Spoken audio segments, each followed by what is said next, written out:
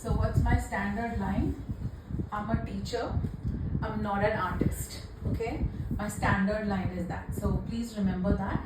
And also this is a flat drawing of the brain. Remember the brain has right hemisphere, left hemisphere, but let's understand decision making, okay?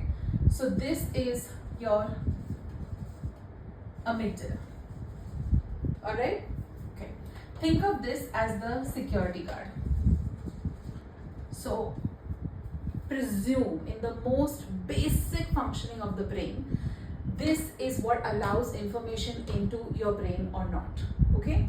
Now, on the first section, you have the occipital lobe, which controls what you see.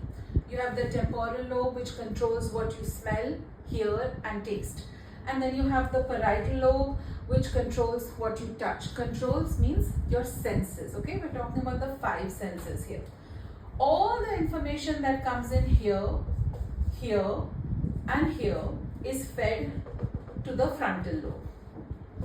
Think of the frontal lobe as the office filing room, okay? So it has all these filing cabinets, right?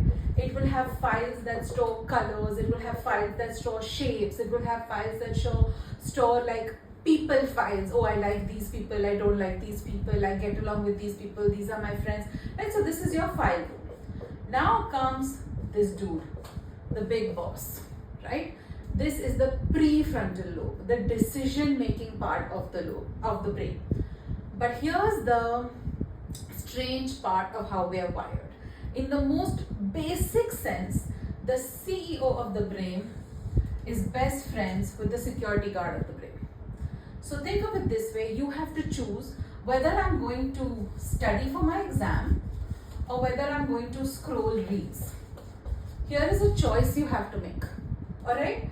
So now the CEO has to make the choice.